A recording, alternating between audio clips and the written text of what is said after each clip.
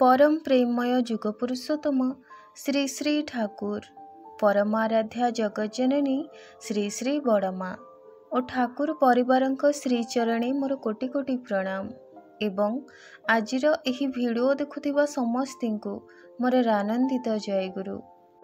आजिर इष्ट प्रसंग शेष पर्यंत शुणिबाकु चेष्टा करिवे।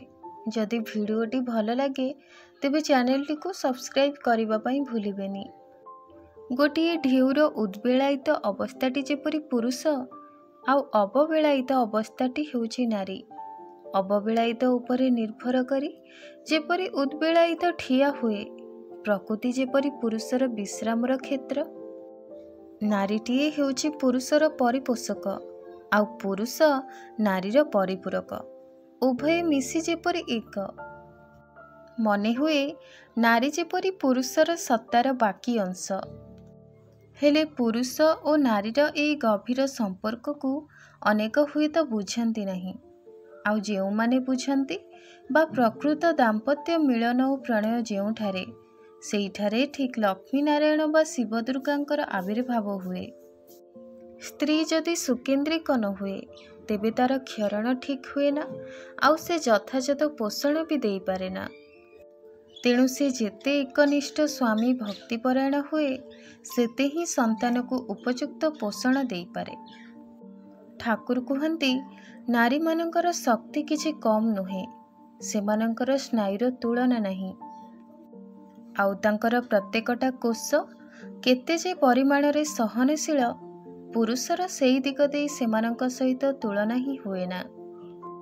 संसार रे हेउ बा परिवार रे नारी को अनेक समय रे सहनशील रे रहिबाकु हुए, किंतु ताहार माने एहा नुहे जे सेमाने पुरुषंक ठारु निकृष्ट। बरम प्रकृतिर विधि अनुसारे नारी को अनेक दायित्व दिया जाइछि। थरे जणे मांकर पिंधिथिबा मैला लुगा को लक्ष्य करी श्री श्री ठाकुर रहस्य करी कहिले, तोर लुगार रंगटा तो बढ़िया रखिछु। किछि समय परे गंभीर भावरे पुणी सेई माँ को कहिले, मोते किंतु एही प्रकार अपरिष्कार और लक्ष्मीश्रीहीन भाव भल लगे ना। मु चाहे तुमे माँ माने सबुबेले परिष्कार और परिच्छन्न रुह, सदाचार रे चल, तेबे सिना संसार रे लक्ष्मीश्री आसीब। बेले बेले तुम अनेकंकु देखिछि चुटी भल भावरे कुंडाओनी, सिंथिरे सिंदूरटा ठीक भावरे दियनी, कि कपाल रे सिंदूर टिपाटा भल करी भी लगाओनी, विशृंखल चलनी रे चाल।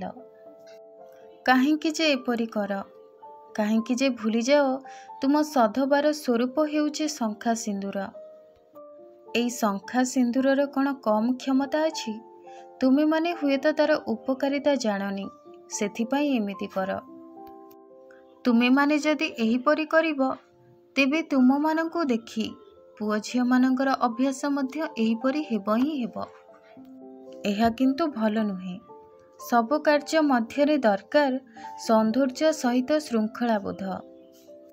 आउ गोटे दिन जड़े अध्यापकंकर पत्नी आश्रम को आसी श्री श्री ठाकुर को प्रणाम करिले। सेई माटी खूब सुंदर एक साड़ी पिंधि आसी थांती, किंतु तांकर हाथ रे शंखा नहीं कि कपाल रे सिंदूर नहीं, सुधु गोटे लाल टिपाटिए थिला। ठाकुर एही विषय को ठीक ख्याल करिछंती, तेणु सेही माटी को लक्ष्य करी खूब मधुर भावरे कहिले, तुई सिंदूर देउ ना माँ, किंतु सिंदूर देबा जे खूब भल कथा। आहुरी मध्य कहिले, लोहाए पोषे रक्त कणा, सांखाए पुष्ट हाड़, सिंदूरे ते शोभा बाड़ाए बंध्यार प्रतिकार। श्री श्री ठाकुरंक ठारु एहिपरि कथा सुनी सेही माटी तापरे सम्मति सूचक स्वीकृति जणाई ठाकुरंको प्रणाम करी फेरीगले। ठाकुर सधबा माँ मानंकु शंखा सिंदूर पिंधिबा पई बारंबार कहंती, कारण एहार व्यवहार करिबार भी विशेष तात्पर्य रहिछि। आमे जानती प्रत्येक अंगर ही गोटे ऑब्जर्विंग कैपेसिटी रहिछि, तेणु शरीर संस्पर्श रे किछि रहिले ताठारु जहा नेबार कथा ताहा शरीर निए। सेहीपरि शंखा सिंदूर पिंधिबा द्वारा ताहा रक्त कणिका को पोषण देवा सहित आनिमिया रे मध्य काम दिए। पुणी शंखारे उपस्थित थाए क्याल्सियम, ଯାହା ହାଡ଼କୁ ପୁଷ୍ଟ କରେ, ଏକ ଭାବରେ ହିଁ ବନ୍ଧ୍ୟା ଦୋଷକୁ ବି କାଟେ। ସେଥିପାଇଁ ଠାକୁର ଶଙ୍ଖା ସିନ୍ଦୁର ପିନ୍ଧିବାର କଥା ବାରମ୍ବାର କୁହନ୍ତି।